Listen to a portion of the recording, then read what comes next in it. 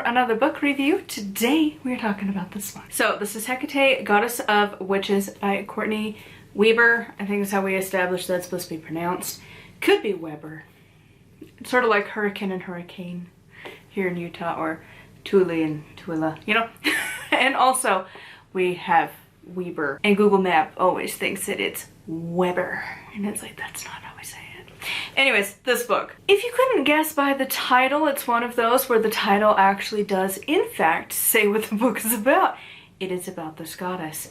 So if you don't know, Hekate is a very popular goddess for a lot of modern pagans and witches because she's typically associated with magic and witchcraft. She has kind of earned the unofficial title of Goddess of Witches, specifically for, again, modern practitioners. Really not for the Reconstructionist peoples, because obviously, but a lot of modern practitioners absolutely love to utilize this goddess, and this book kind of guides you through that. So there is a lot of discussion on the myths, but in a very digestible way. Like, she doesn't, sometimes we get into these ones where it's like you need to know what's going on with the mythology. She holds your hand enough to get through it. It's one of the reasons I really love her writing. And of course, the library does not have her other book on the Morrigan, so I'm gonna have to just buy it. Even with Interloan Library, it does not exist. And it's like, damn. But she writes so good on the deities she covers. She talks about the myths really well, and this was no exception. She walks you through the different relationships and how mythology never is actually really helpful. Like when you're trying to be like, ah yes, here's the square they fit into. Now, sometimes she is like older than Zeus. Sometimes she's like sibling level. Sometimes she's like the child level.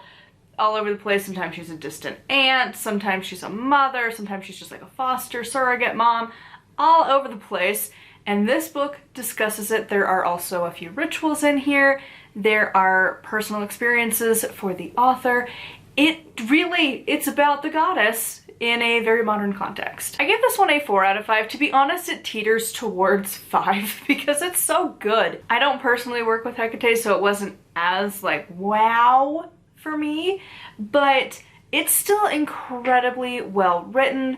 And as somebody who doesn't know a whole lot about the Greeks, this really was good to hold my hand through figuring out stuff, because the book we're gonna talk about tomorrow also is on this goddess, because they were both due at the same time. Apparently I was not the only one who decided to get these two, and so they both became due like today, so I read them both today, and I would not have understood the next book if I didn't read this one.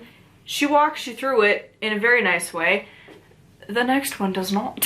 So this is really great. If you have no idea who this goddess is, she walks you through it so well. And I suppose the main reason I didn't go full 5-star with this is that there is one of the rituals towards the very end that's something about trying to basically take over the will of an ex to make them come back to you. And I'm not a fan of that. I'm personally really big that consent should matter in all areas of your life. That includes your magic.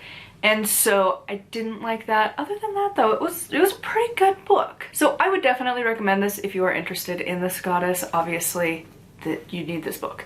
My husband's kind of intrigued by her, which is rare. He never really leaves the Norse, and now he's like, maybe? So this is one that I would probably get for him at some point. So if you know somebody who's interested in this goddess, or you yourself are, or even if you are a dedicant and you already have plenty of other books on her, this is probably still one that you should get. It's really good. So anywho, I would love to know your thoughts on this one in the comments down below. As always, a huge thank you to my patrons. If you would like to support me and get access to exclusive content, it's patreon.com/nightwillowcrafts. Make sure to like, comment, and subscribe. I post every single day. And until next time, thank you so much for watching, and wasabi.